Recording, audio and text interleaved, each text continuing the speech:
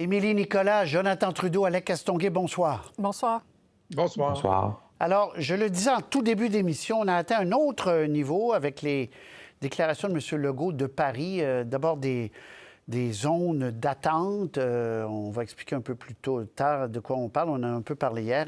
Mais surtout, la relocalisation obligatoire de certains demandeurs d'asile. On va écouter M. Legault. Quelques réactions. On vient d'entendre le ministre fédéral, puis on vient tout de suite. C'est qu'on trouve un moyen pour répartir les demandeurs d'asile de façon plus équitable.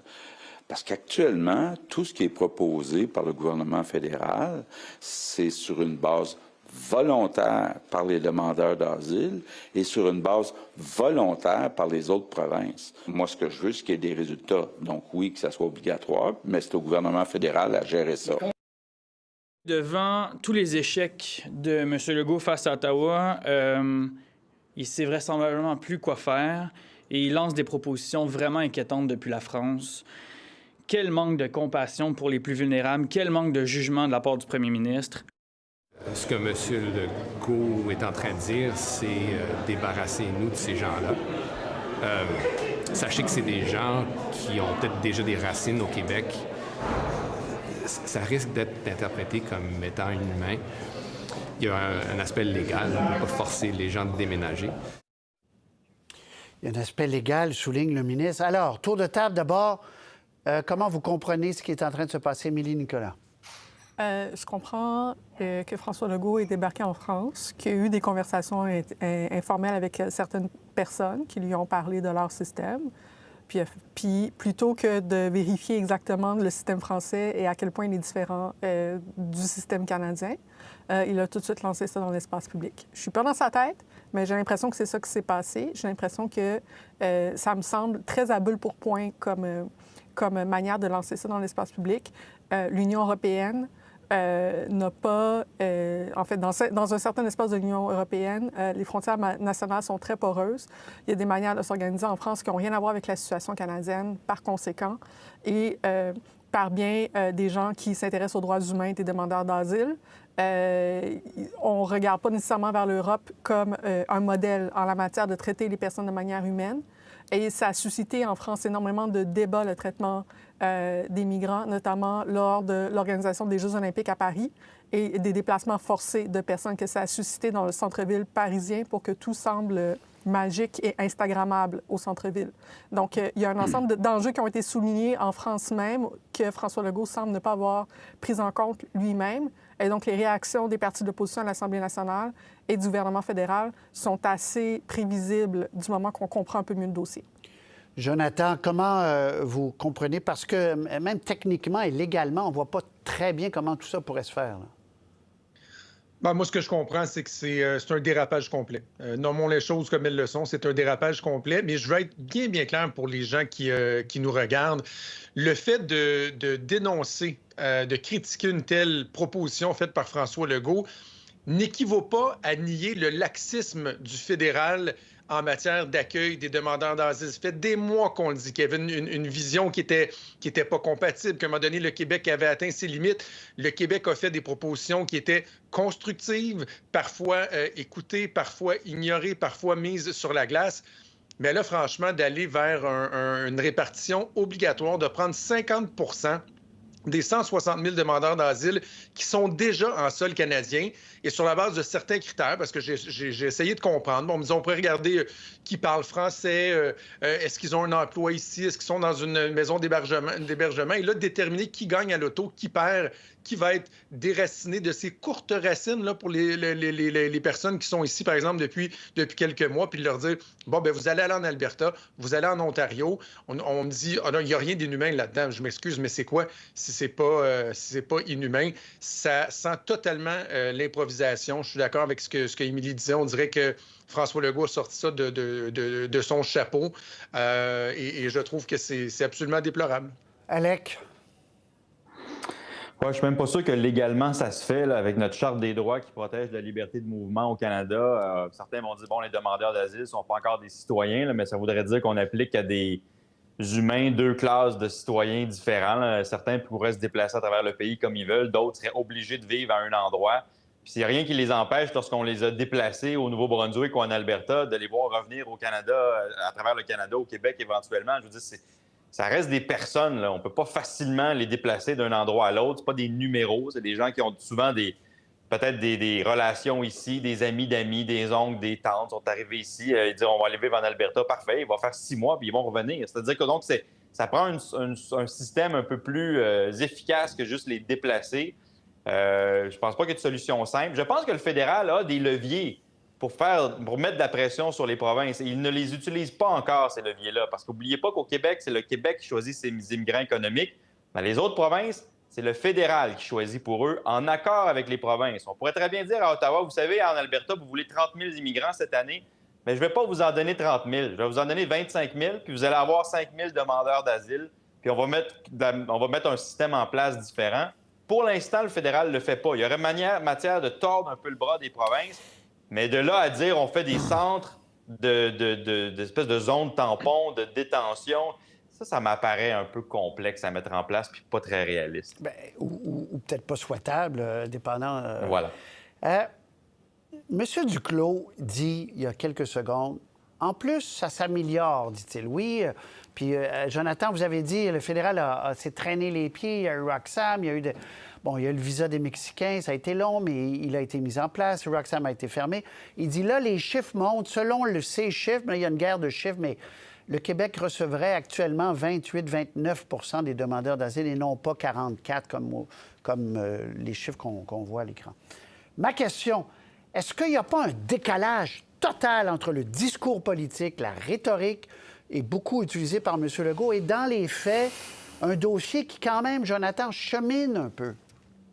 Bien, encore une fois, on en revient au côté inexplicable de la sortie de François Legault il y a quelques semaines lorsqu'il a demandé au Parti québécois de faire pression sur le Bloc québécois pour défaire le gouvernement, alors qu'il y avait des avancées peut-être pas assez rapides et il y a des pistes de discussion, des pistes de solutions. Moi, qu'on discute sur comment, à partir de maintenant, on peut mieux répartir les demandeurs d'asile, mieux organiser le système d'accueil, comment on peut voir dans ceux qui sont déjà arrivés qui, sur une base volontaire, pourraient être relocalisés, que l'on veuille s'inspirer de ce qui se fait ailleurs en Europe, parce que tantôt, on me disait ça, on m'envoyait de la documentation, regarde comment il fonctionne en Allemagne, regardez comment il fonctionne en Suisse. Bien oui, mais dans tout ce qu'on m'a envoyé, on parle de comment, lorsque les demandeurs d'asile arrivent, comment on détermine dans quel canton, par exemple, ils vont aller en Suisse. Là, c'est pas de ça qu'on parle. Là. On ne parle pas de qu'est-ce qu'on fait à partir de maintenant ou comment on peut convaincre les gens déjà en sol québécois d'aller ailleurs sur une base volontaire. Non, on parle de prendre 50 de façon obligatoire et de leur dire, bien, vous allez aller ailleurs. C'est ça qui fait aucun sens. Bien hâte d'entendre ce que les conservateurs de Pierre Poilievre vont dire là-dessus, sur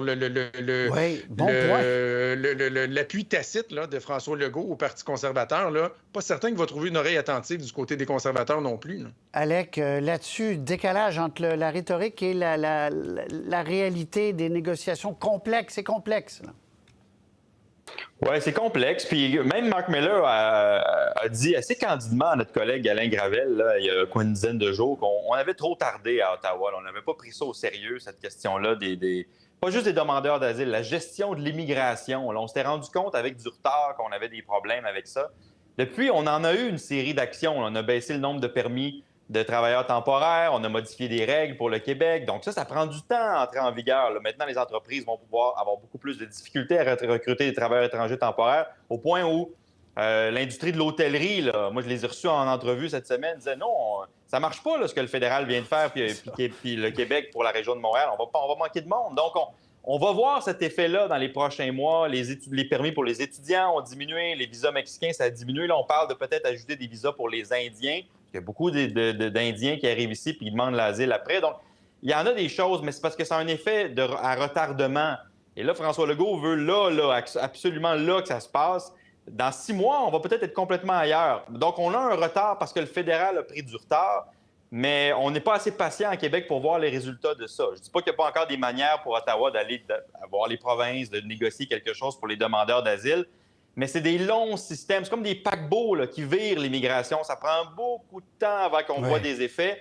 Puis là, on est en train peut-être de commencer à voir le début de cet effet-là. Mais On va le savoir peut-être en mars prochain, mais mars prochain, pour François Legault, c'est tard. Oui, puis Émilie, Alec en parle, mais il y a dans plusieurs secteurs, les gens disent « Hey, il ne faut pas enlever telle personne, telle autre personne ».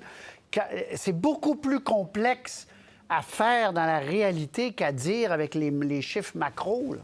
Non, c'est pour ça qu'il y a cet cet écart-là, entre le discours et les actions. D'une part, parce qu'il y a des secteurs où il y a besoin de main-d'œuvre. Et donc, par exemple, au niveau même des travailleurs temporaires, la quantité de permis de travail temporaire que le gouvernement du Québec émet versus le discours sur l'immigration, il y a un immense écart vu la pression du patronat. Ensuite, il y a la question de l'écart entre la pression qu'on semble mettre sur Ottawa versus se comporter comme si le premier ministre du Québec n'était pas capable de parler directement au premier ministre des autres provinces. Mark Miller l'a dit il y a quelques semaines et ça a fait beaucoup réagir comme déclaration, qu'il a traité certains premiers ministres conservateurs dans d'autres provinces canadiennes de nono, mais il l'a fait notamment sur la question de l'immigration parce qu'il y a des blocages au niveau des autres provinces.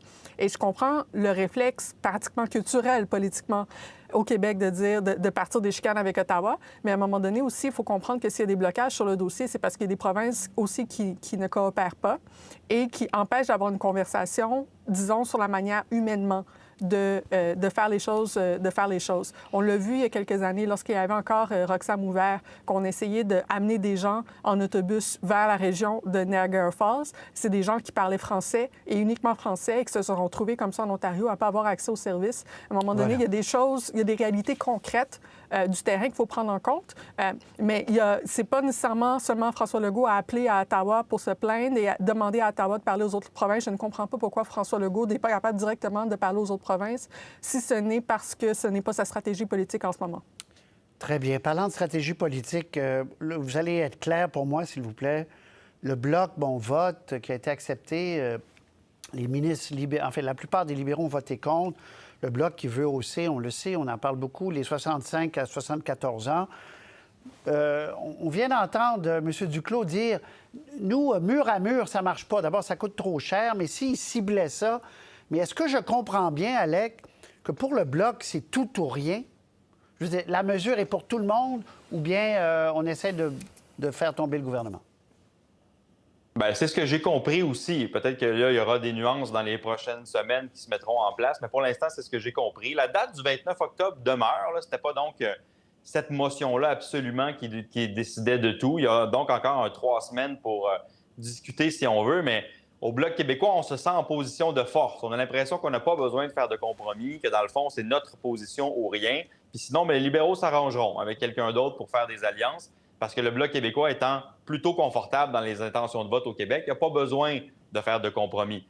C'est sûr que sur le fond, ça fait 10 jours là, que je parle à différentes personnes. Je n'ai pas trouvé d'économistes qui trouvent que c'est une bonne idée de donner cette hausse-là à tout le monde. Le taux de pauvreté chez les 65 à 74 ans est 2 fois moins élevé que la moyenne nationale. Il y a effectivement beaucoup de provinces qui ont besoin de garder cette main-d'œuvre-là de 65 à 74 ans sur le marché du travail. Ce n'est pas en bonifiant leur pension de retraite qu'on va les encourager à rester au travail. Donc, d'un point de vue économique, ça n'a pas beaucoup de bon sens. Mais ce n'est pas ça l'objectif du Bloc. L'objectif du Bloc, c'est de parcourir le Québec en disant le 6, 7 ou 800 $ vous avez dans vos poches, c'est moi qui vous l'ai donné. C'est moi qui aurais été chercher ça pour vous à la Chambre des communes. Donc, eux n'ont pas envie de commencer à dire bien, vous l'avez eu. Et vous ne l'avez pas eu parce que telle raison, parce que c'est compliqué à expliquer. Donc, je ne suis pas sûr que le Bloc a vraiment envie de faire de compromis. Jonathan, Émilie, si le Bloc ne fait pas de compromis, la voie de passage pour éviter des élections avant Noël, c'est le NPD qui pourra encore une fois, Jonathan, sauver le gouvernement Trudeau.